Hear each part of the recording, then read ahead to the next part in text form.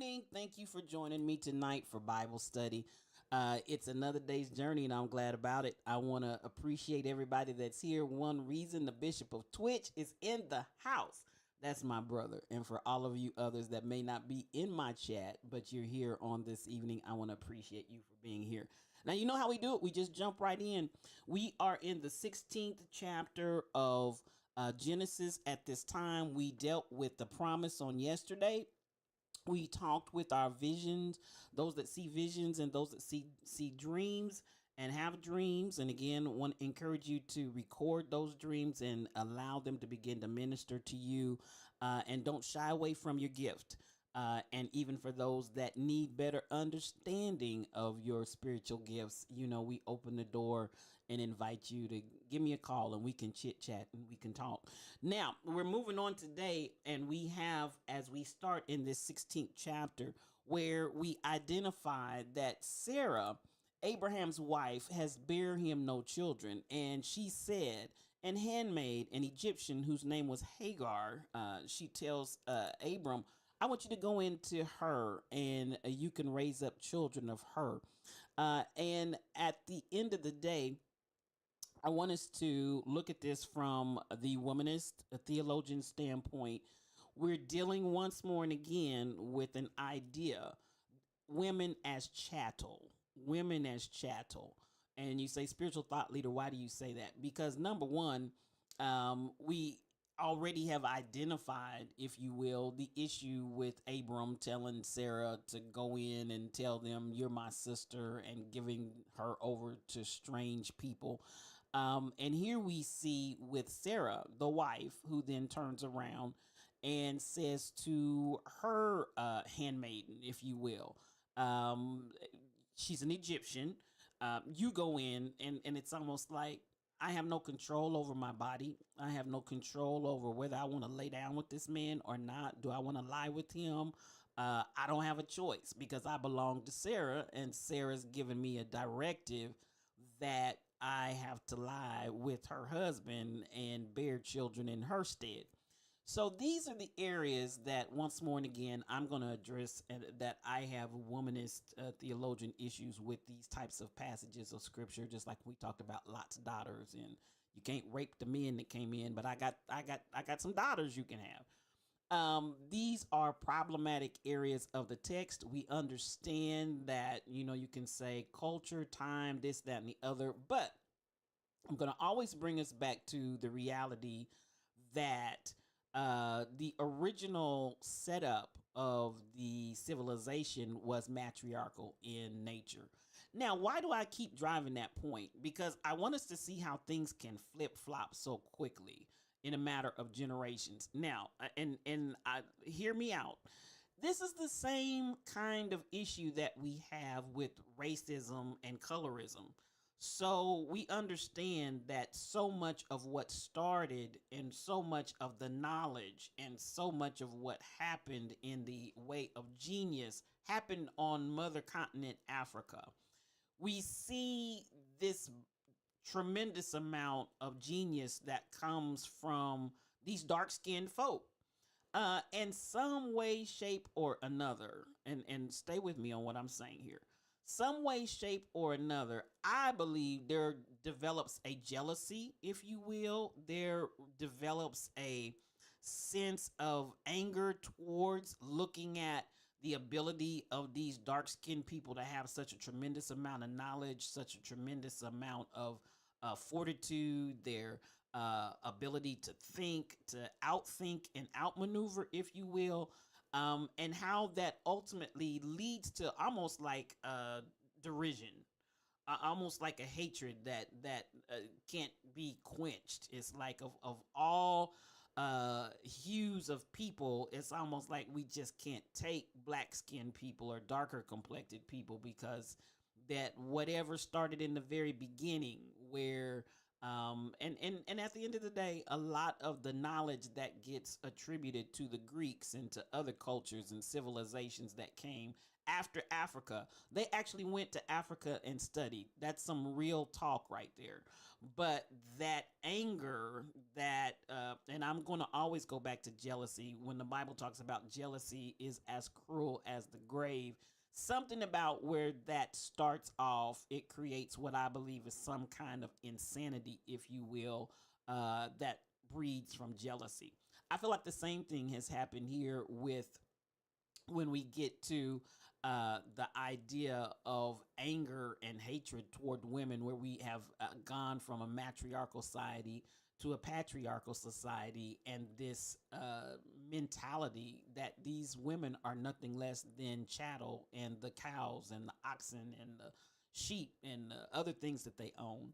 And so I make that point. I take issue with that, and I will continue to do that. I know you all can feel and believe whatever you want to believe, but that's why when I get into scenarios where we want to preach these types of concepts as this is what God desired and this is what God wants, my spirit says no, the same way as the way we've done against our dark skinned brothers and sisters in Africa.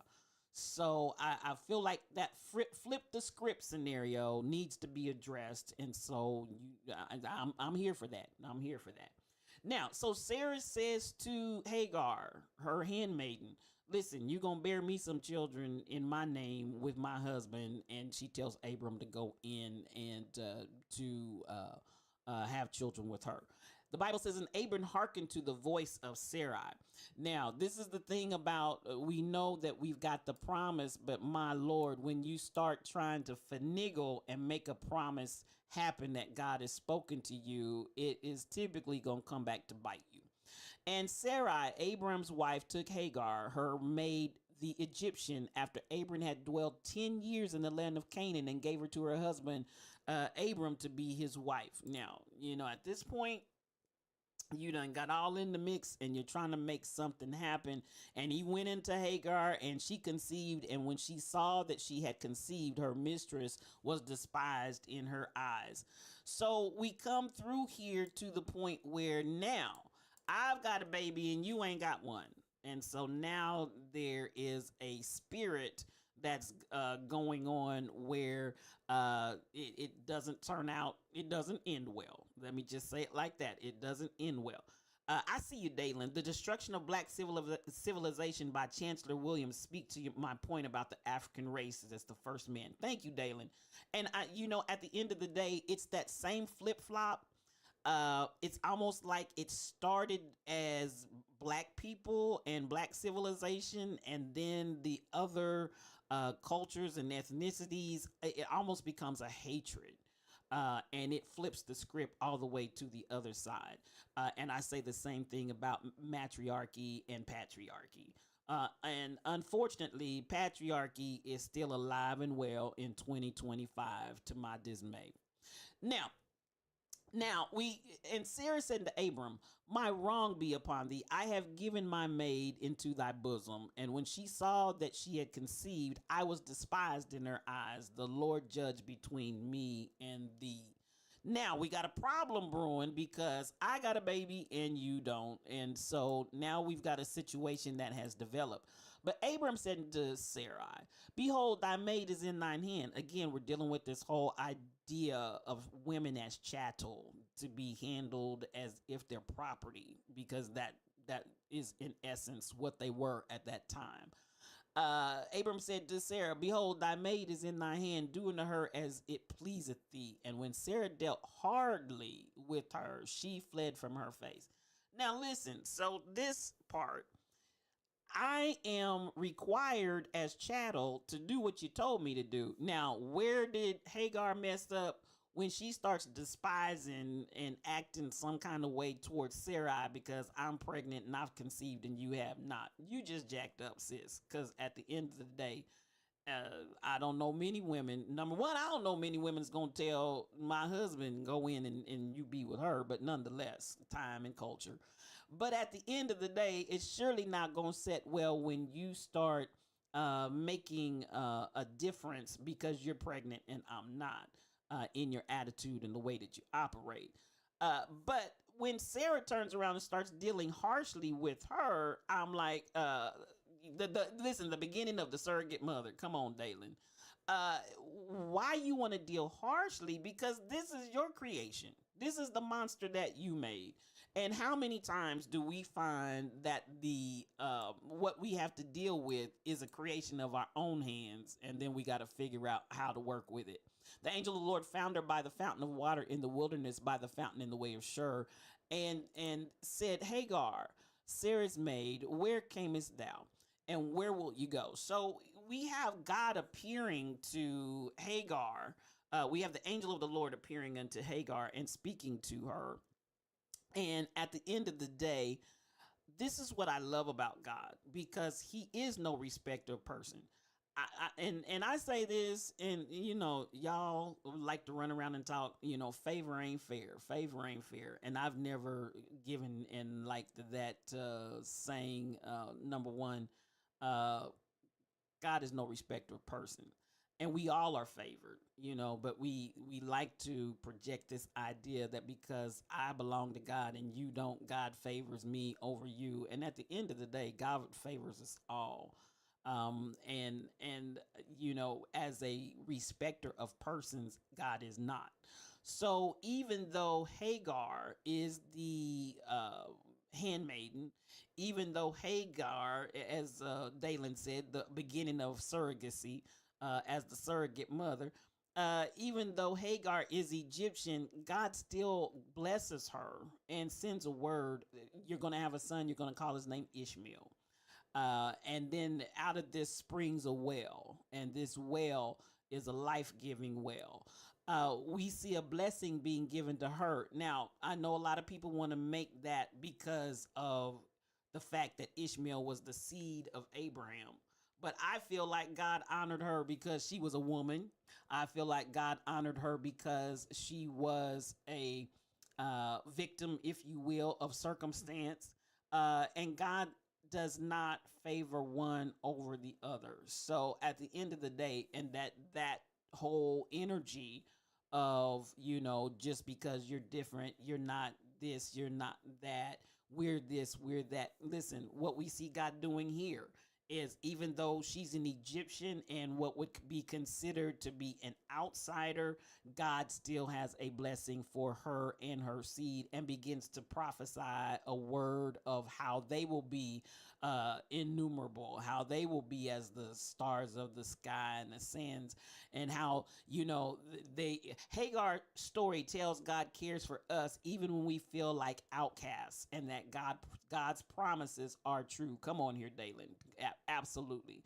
And I want to emphasize that because we can almost have spiritual snobbishness in our attitudes towards others. And we start saying stuff like, honey, favor ain't fair. No, it's not. And that's why God doesn't do it. He favors everybody. So there is no respect of person. And even if you feel and are treated as an outcast, that is not the position that you hold with God. And God's promises are true. And just like God began to make promises to Hagar, Hagar receives a promise and a prophetic utterance just like Abraham did. So at the end of the day, the angel of the Lord said unto her, return to thy mistress and submit thyself under her hands. Now, kind of hard. You done dealt harshly with me. First and foremost, you done made me lie down with your husband, whether I wanted him or not. Secondly, and the man was old. Okay, there's a whole lot of places my brain want to go right this minute, but I'm not. I'm gonna refrain from going all the places I'd like to go with that. Nonetheless, I'm gonna put it back in a nutshell. Like I said earlier, she becomes, if you will, a victim of circumstance. And then she deals harshly with me, puts me out while I'm pregnant now, puts me out. And then the angel of the Lord, he does speak words of promises to me, but at the same time, what do I hear you tell me? Go back and return to her and submit thyself under her hands. Oh my Lord, oh my Lord, oh my Lord. The obedience of Hagar needs to be highlighted here as well, because at the end of the day, this sister wouldn't have had it. But the thing is, be obedient to the voice of the Lord, because listen, I would have had, yeah, I would have had some issues with that. Maybe you feel like that's all fine and good, but I would have had some major issues with that directive. And the angel of the Lord said unto her, I will multiply thy seed exceedingly, that it shall not be numbered for the multitude. So here comes her blessing for her obedience and being yielded. And at the end of the day, isn't that the key that we're taking away here as far as being obedient to what the Spirit of the Lord is saying? I'm still, there's some places I could go with that in my womanist theology, but I'm not going to get into all of that tonight. The angel of the Lord said unto her, behold, thou art with child, and shalt bear a son, and shalt call his name Ishmael, because the Lord hath heard thy affliction. Now she's been put up, she's been used and put out. And so here the Lord begins to speak and comfort her concerning what shall happen. And he will be a wild man. His hand will be against every man, and every man's hand against him. And he shall dwell in the presence of all his brethren. And she called the name of the Lord that spake to her, the God that seeth me. For she said, have I also here looked after him that seeth me. Now, this is the blessing of Hagar. Even though her situation is serious, as I said, she's been used up, put out, impregnated, treated harshly.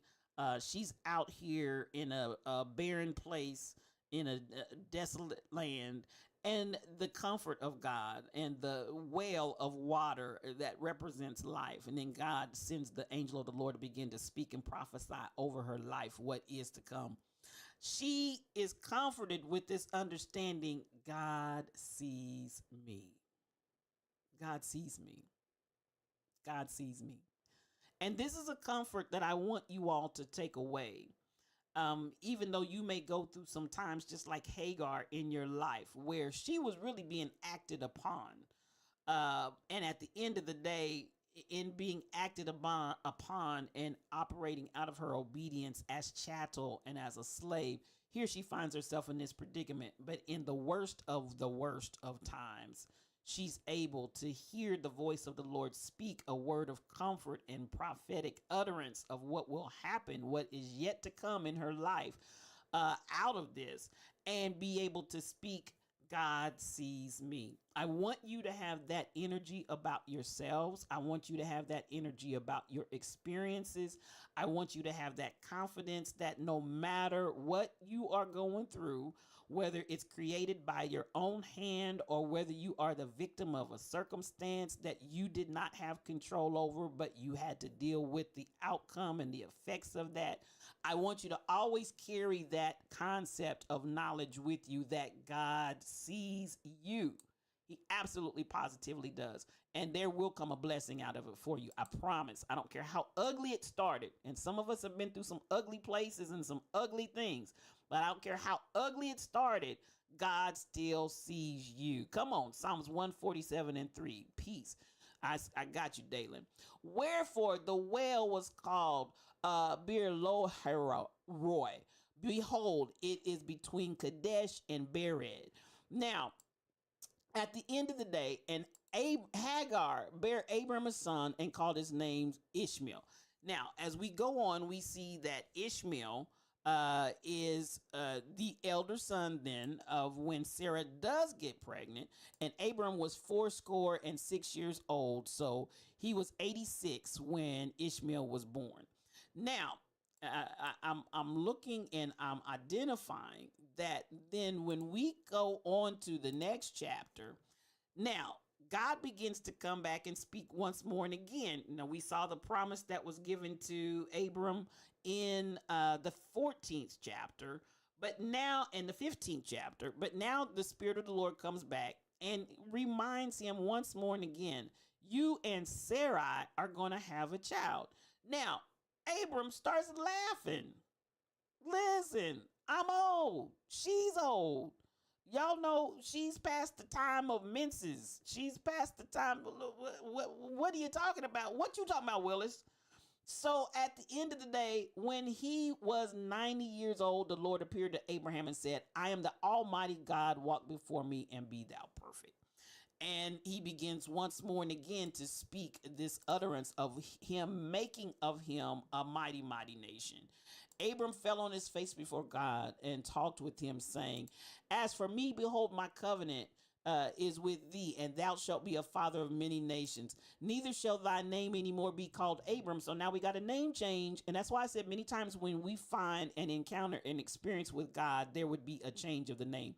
Neither shall thy name anymore be called Abram, but thy name shall be Abraham, for a father of many nations have I made thee. And I will make thee exceedingly fruitful, and I will make nations of thee, and kings shall come out of thee. And I will establish my covenant between me and thee, and thy seed after their seed in this generation, for an everlasting covenant.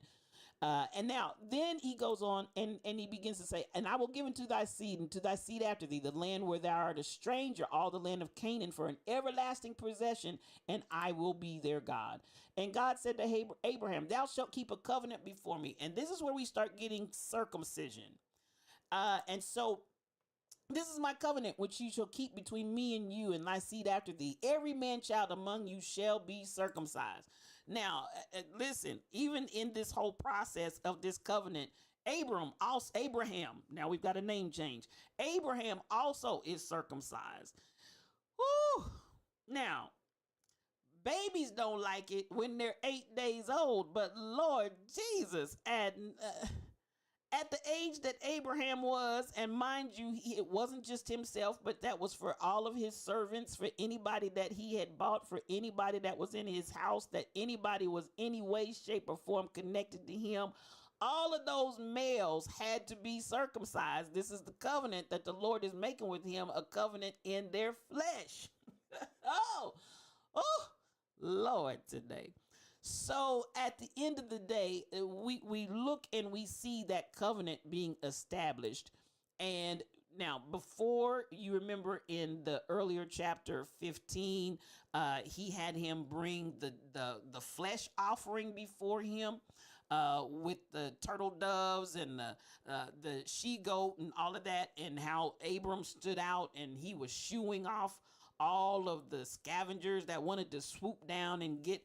Now we have another covenant that's being established in a different way. And this covenant is not a matter of animals, but this covenant is a matter of being circumcised in their flesh.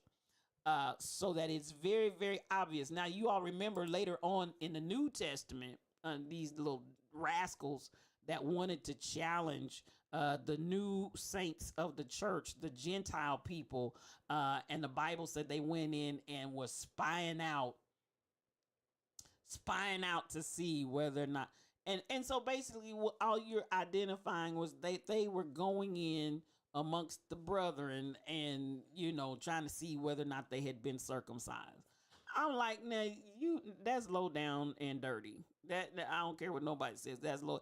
But this is how we can become so caught up in the legalism of the law, the legalism of the covenant, that you miss the whole of the matter. Because at the end of the day, the Lord said, listen, I need you to circumcise your hearts and not your body. Because at the end of the day, your heart is wicked and desperately wicked. It's deceitful and desperately wicked. Who can know it? So at the end of the day, we see this become such we can almost make a god of a thing. We can make a god of a covenant. We can make a god of a place. We can make a god of just so many things. And what do I mean by that? Where we elevate these ideas and concepts above what the Spirit is really trying to say and really trying to do. And we hold that in the place as if it's God. And it's like, no, it's not. It's not.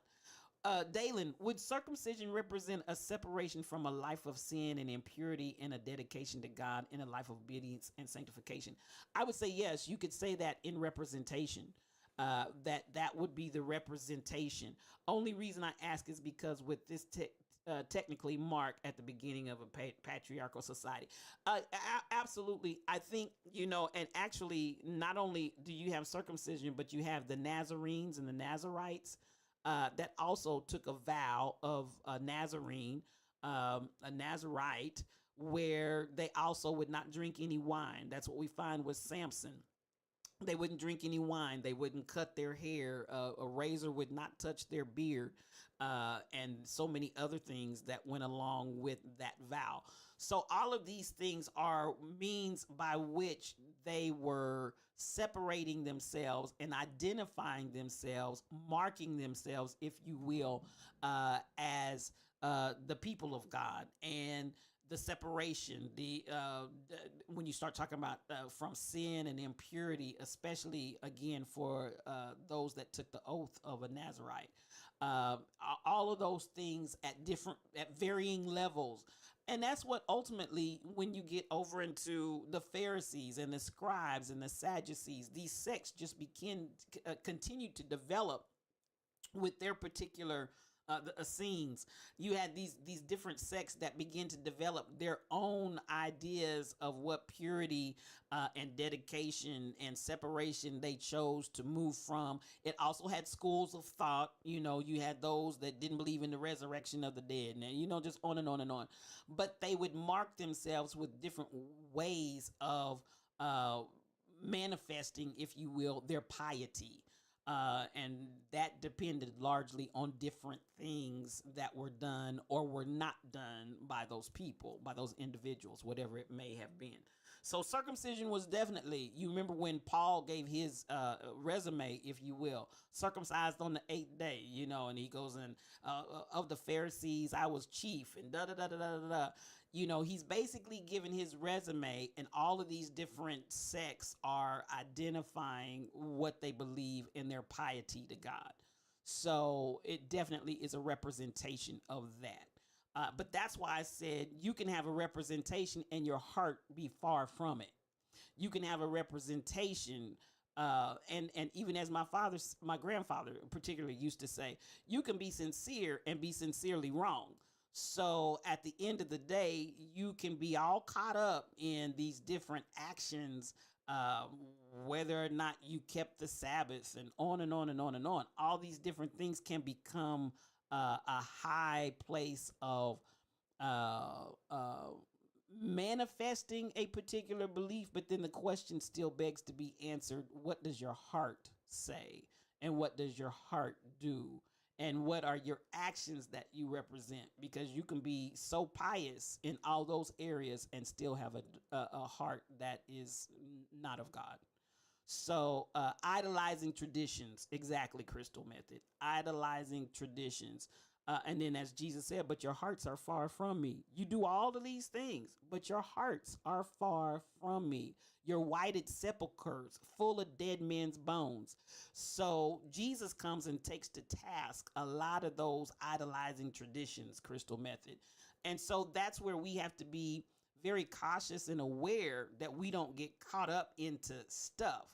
Like I said earlier, we make gods of these things. You'll make a god of a temple. Make a god. Remember when they had the well where they were going to get the water, and Jesus met the woman there, the woman of Samaria, the Samaritan woman at the well. And this is Jacob's well, and da da da da. And at the end of the day, Jesus starts to talk about living water, because you are so fascinated and your people are so fascinated with the location of this well, but there's so much more. There's so much more. So again, to be very, very cautious of idolizing our traditions, we need to pay attention to that. And that can be done so easily. It can be done so easily within our especially organized churches, and we begin to take on traditions and idolize that and put that in the place of God. All right. So we see the circumcision being instituted here. And so Abraham does it again, not only for he that is born in thy house, he that is bought with thy money must needs be circumcised. And my covenant shall be in your flesh for an everlasting covenant. And the circumcised man, child, whose flesh of his foreskin is not circumcised, that soul shall be cut off from his people, for he hath broken my commandment.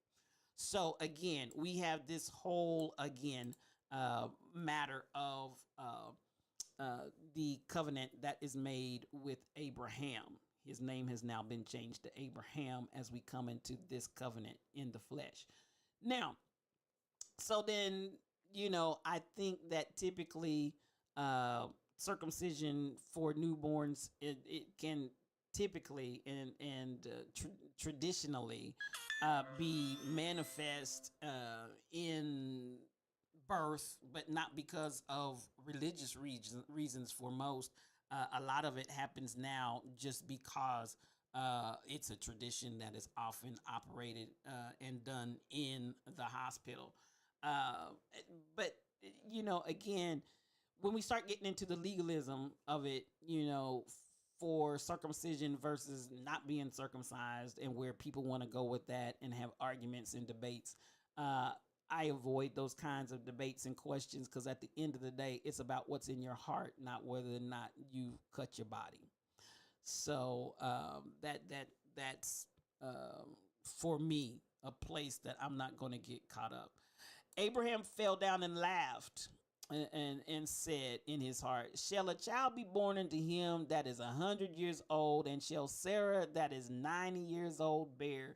So God's given him this word. He's given him this covenant, what he wants him to do. And Abraham just starts cracking up because he's like, I'm old. Sarah is old. What are we getting ready to do?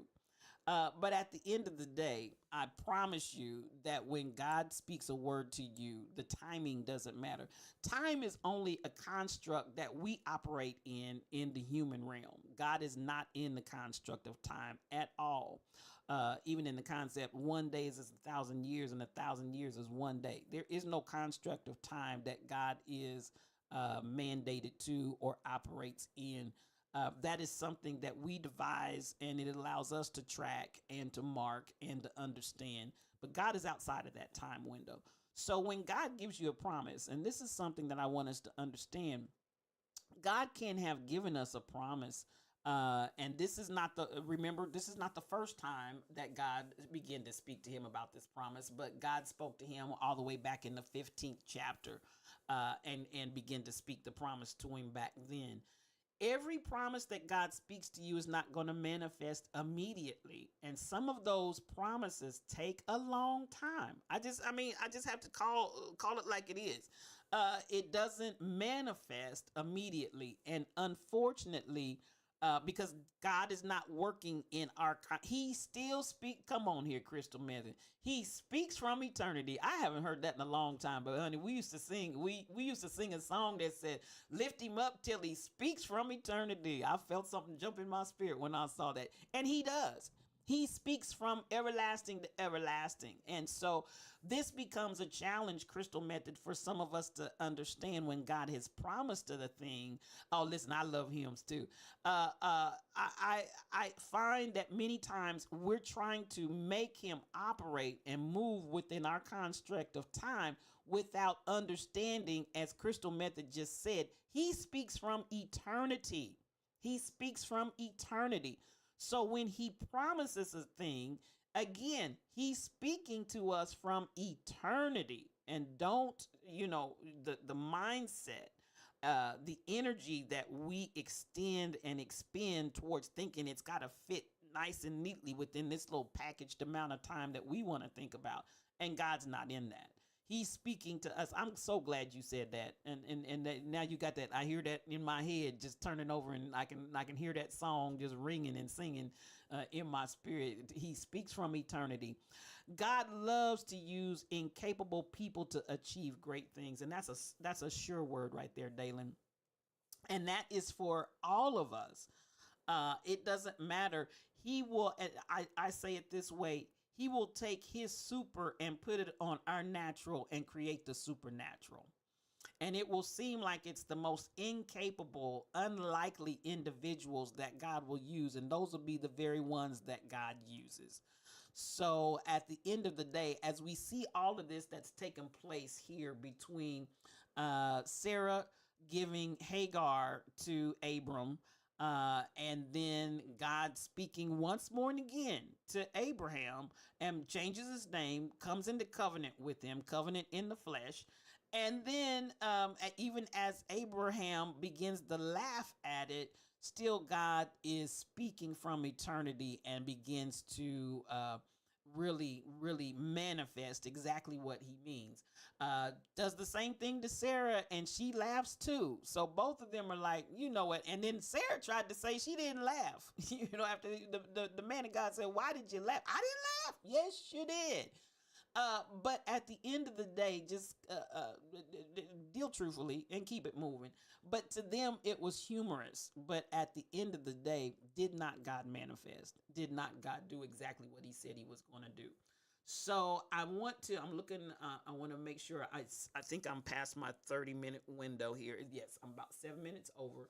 Let me come over and take these heavenly visitors that come and they begin to sit down. And once more again, they begin to speak a word and prophesy to the man of God. And as I said, Sarah's out there listening behind the scenes, and she starts cracking up, and they challenge her, "Why are you laughing?" Because please believe it, if God spoke it, it's going to happen.